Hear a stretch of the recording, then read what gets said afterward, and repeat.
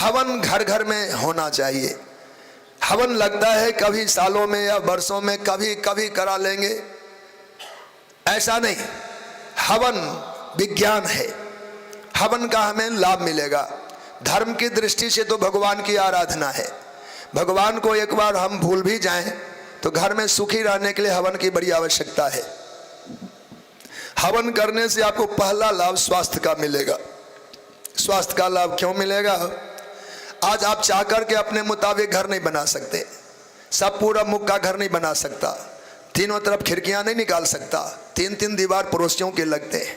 ऐसी स्थिति में घर में रहने वाले को स्वच्छ हवा प्राप्त नहीं होता है। हवा की मलिनता ही रोग बनता है। रोग का और कोई कारण नहीं है। कोई भी विज्ञान इस बात को आंख मीच के स्वीकार करेगा।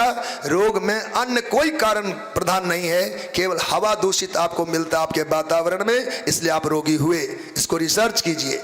जिस घर में हवा दूषित होगा उस घर में रोग आएंगे। अगर हवा को शुद्ध कर लिया जाए, रोग ब्रह्मा नहीं ला सकते, रोग हो ही नहीं सकता। जहां ऑक्सीजन की अधिकता होती है वह रोग नहीं होते। हवन का फल है, शुद्ध गोघृत से अगर 1 चम्मच भी घी जलाए जाए, हवन नहीं हम जलाना ही कहते, तो 1 टन ऑक्सीजन प्रकट होता है। 1 टन किसको कहते हैं? 150 ग्राम गोघृत में अगर राम राम करके भी आहुति आपने कर दी, शिव शिव करके कर दी, राधे राधे करके कर दी, तो आम के आम गुठली के दाम भजन भी हो गया और आपके घर में शुद्ध वातावरण और आपकी हवा ऐसी मजबूत होगी। 15 दिनों तक असर उसका जरूर रहेगा। जो हवा आज घर में भर गया है, हवा दिखता है क्या? प्रभाव डालता है। और 15 दिन बाद फिर अमावस्या या पूर्णिमा में फिर हवन कर लेना, आप ही करना।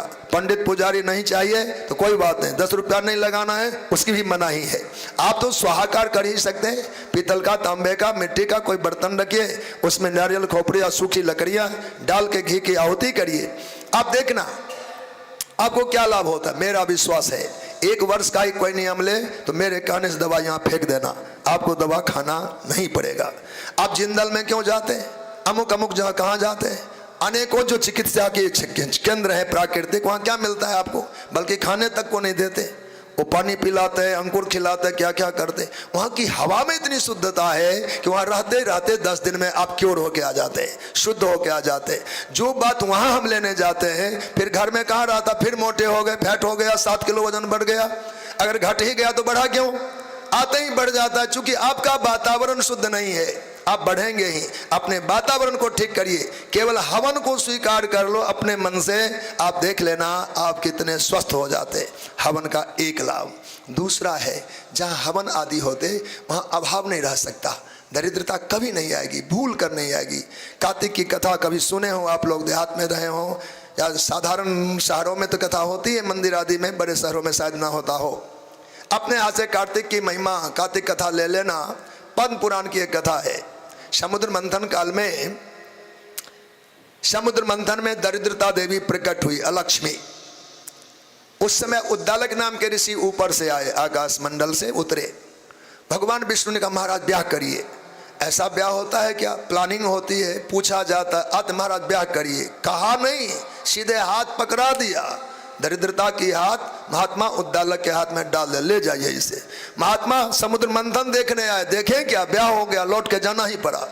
जब ऊपर अपने लोक में गए तो वहाँ तो वेदों की ध्वनि होती थी आश्रमों में, वहाँ हवन का धूम चल रहा था। दरिद्रता ने हाथ छुड़ाया, महाराज मैं यहाँ नहीं रह सकती, मेरे तो माथे फट रहे हैं, यहाँ हवन के धूम से सिर फट रहा है, ये वेद की ध्वनि से मुझे बेचैनी हो गई।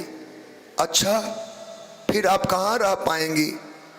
कहाँ जहाँ लोग लड़ते झगड़ते हों, अन्न आदि सुरक्षित ना हो, बर्तन भांडे फेंके हों, कूड़े कचरे घर में लगा के रखे, ऐसे घरों में हम रह सकते हैं। भक्त वत्सल भगवान की जय। हवन करने से आपके घर में प्रतिकूलता का निवारण होगा, श्री सिद्धि होगी, भगवती कृपा करेंगी, आरोग्यता को हम प्राप्त करेंगे। हवन का ये परम फल है। बार बार देखेंगे जहाँ ऑक्सीजन का अभाव होता है, ऐसे घरों में भोजन के स्वाद बिगड़ जाते हैं। आप पका के आए, थोड़े देर में स्वाद बिगड़ जाएगा।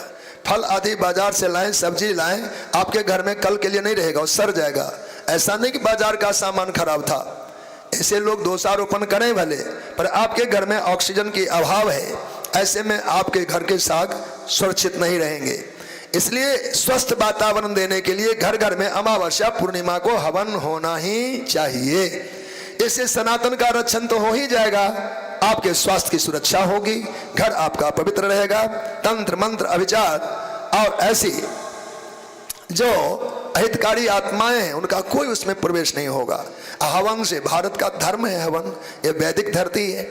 श्रद्धा अंतःकरण में श्रद्धा निरंतर नियमित सुरक्षित रहे, बलवती और बढ़ती रहे। श्रद्धावान ही अपने जीवन में उत्कर्ष को प्राप्त करता है। लौकिक पारलौकिक उन्नति श्रद्धा से होता है।